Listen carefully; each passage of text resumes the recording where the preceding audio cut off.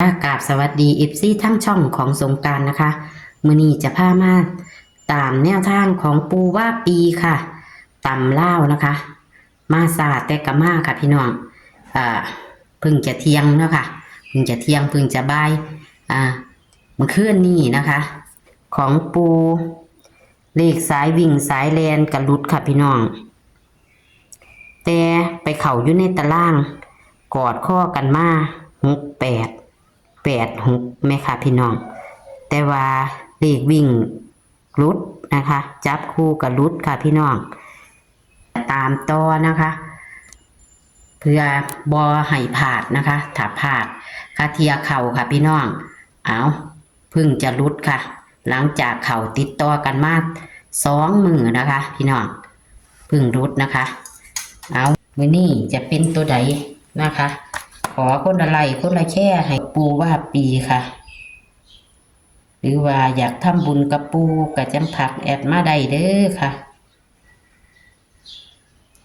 เอาจะเป็นตัวใดในมื้อนี้วันที่23กรกฎาคม69ตามลาว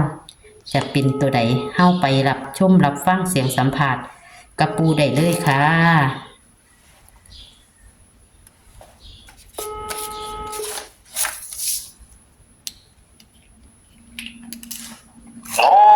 โอ้กราบนมัสการค่ะปูมามันลงพร้อมกันแล้วก็ถ่ายไว้พร้อมกันบ่ได้มันต้องถ่ายแล้วเฮาก็ต้องโหลดไปนำแม่มันเต็มมันนี่ก็เลยเฮ็ดสูตรเก็บวัดสูตรเขาแล้วด็อกสูตรว่าอ๋อค่ะเขาเล็กแม่ตะล่างกันอันนึงเขาเล็กแม่ตะล่าง2ตัวนึงเขาเล็กแม่ตะล่าง2ตัวจับพอถึงค่ะเริ่มต้นนายมแม่เนาะบัดนี้เนาะค่ะ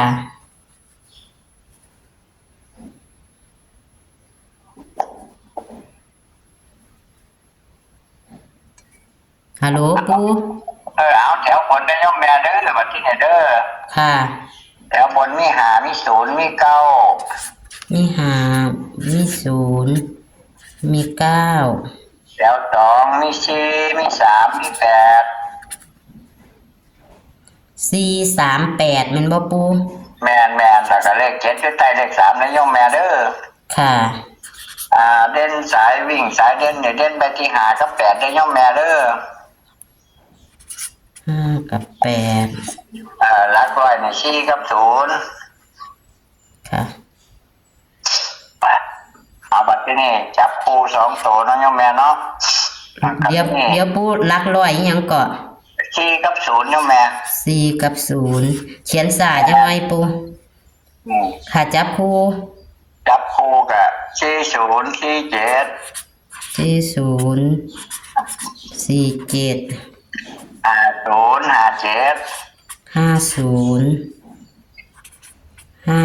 57แล้วก็58 78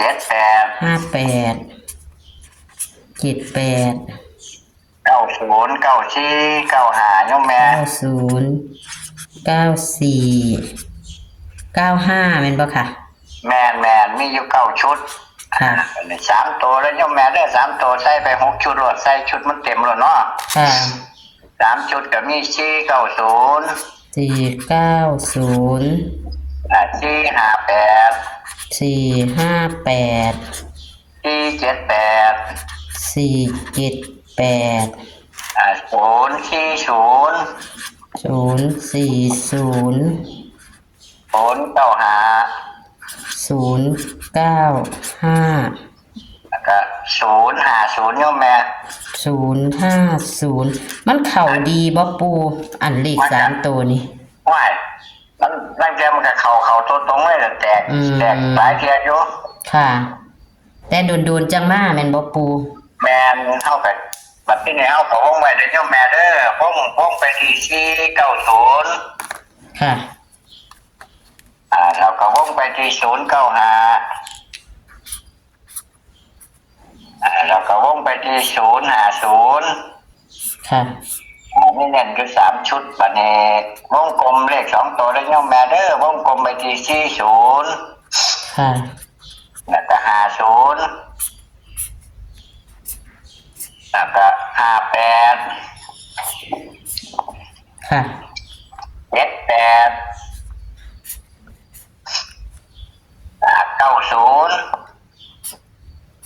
ค่ะ 95โยมแม่แต่ใส่ดอกจันไหนเพิ่นไปดอกจันไปที่ชุดเด้อดอกจันเด้อดอกจันมี4050ตัวเน้นมาหลายขีดไว้ตัว ขี เน้ ด น ขีดไว้แล้วก็เขียนนิ่นแหละค่ะ 4050แล้วก็9095โยมแม่กันเบิ้ลน้ำในจัก2หางกันเบิ้ลใน55กับ00เด้อ ค่ะ นั่นล่ะกันเบิ้ลไว้มันบ่เบิ้ลโดนเราได้มันมาเบิ้ล ค่ะบ่แน่ค่ะ แต่มันเป็นไปได้ทุกอย่างรัฐบาลเล่า ค่ะ เป็นไปได้ทุกอย่างแต่เฮาก็คาดบ่ถึงว่ามันสิมาบ่มาบ่มีผู้ใดรู้ว่ามันสิออกตัวใดหรอกเนาะโยมแม่เนาะฮู้กันรู้ที่เดียวก็คือ2 ทุ่มครึ่ง2 ทุ่ม28นาทีฮู้หมด แม่นค่ะแม่นปู ตบเป๊ะโลดออกมาอ่า ค่ะ ตัววิ่งนี่เน้นบ่ปู ก็วิ่งนี่เน้นไปที่หาได้โยมแม่เด้อ ค่ะ หลักร้อยวิ่งไปที่0ค่ะ นั่นแหละเนี่ยนะเพราะว่ามันเนี่ยมหัสเนาะอันนั้นก็พุทธพฤหัสแม่ละพุทธพฤหัสเอาไก่สิเขาพรรษาเลยโยมแม่เอ้ยจังไรเนี่ย ขอให้มีโชคมีหมานให้ได้ทำบุญน้ำปูเนาะ แมนดันรัฐบาลได้กับจะบอกทีหนึ่งพุ่นละนาเขาพรรษาออกออกพรรษาแล้วมันก็สิเลยพากันหาเงินมาสร้างโบสถ์อยู่ยังมุ่งยังบ่ทันแล้วเลยโบสถ์ ค่ะ สร้างโบสถ์อยู่ด้วยนี่โยมแม่ สร้างโบสถ์แม่นบ่ปู แมน โอ้ยสาธุนำค่ะ ผู้เพิ่นอยู่ก่อนเพิ่นมรณภาพก่อนมันก็เฮ็ดมาได้4-5 ปีแล้วล่ะ โอ้ค่ะบอกบุญเด้อปูขันว่าจังสันเดี๋ยวจะให้โทรเอาหมายเลขบัญชีน้ำปูค่ะเทียมีผู้อยากทำบุญนำขันว่าสร้าง น้องเขากันยังคอยโทรมาเอาได้โยมแม่เด้อ ค่ะ ตามกันไปเรื่อยๆก่อนสิเขาสิรุดกับเบิ่งกันไปเรื่อยๆละ ค่ะ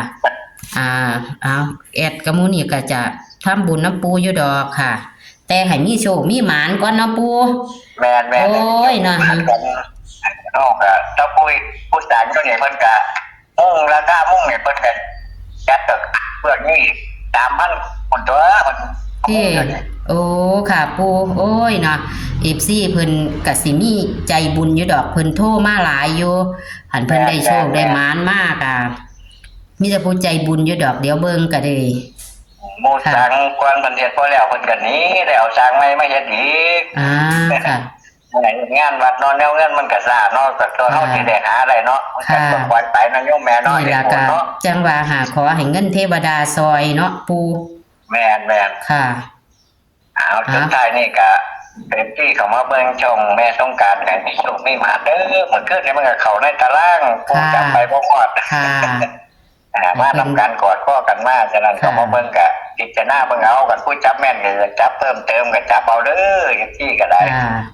สุดท้ายนี่ก็ให้ที่มีเงินมีทองเด้อ2 ทุ่มครึ่งแรกก็ขอเจริญพร สาธุปู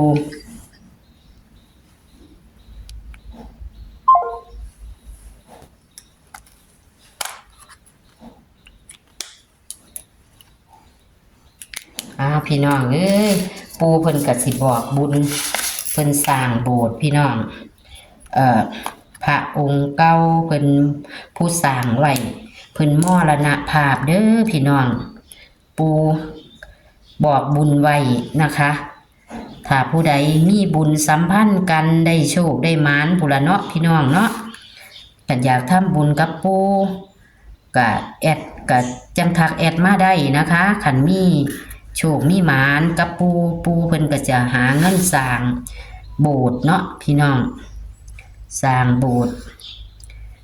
เฮาก็มีโชคมีหมานก็จังไปอนุโมทนาบุญน้ำปูนะคะปู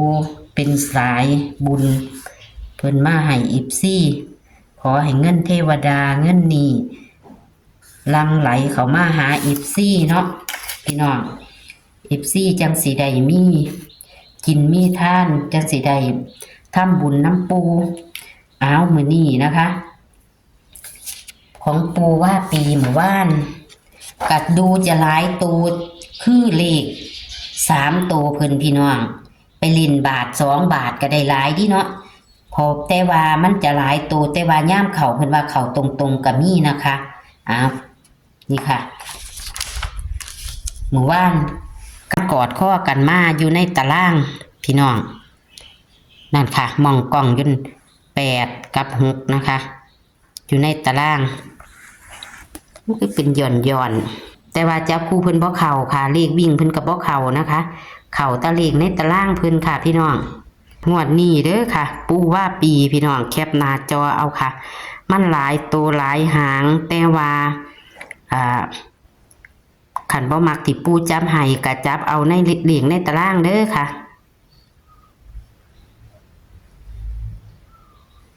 เพิ่นเน้นให้เน้นอีหลีก็คือ4 หางค่ะมี40 50 90และก็95เด้อค่ะเน้นเพิ่นให้ขีดเส้นใต้ไว้ก็คือ6 หางแต่ว่าตัวเน้นแท้ๆ4 หางนะคะเลข3 ตัว490 095และก็050ค่ะอ้าวพี่น้องแคปหน้าจอค่ะอ้าวขอให้โชคให้มานกับปูว่าปีในวันที่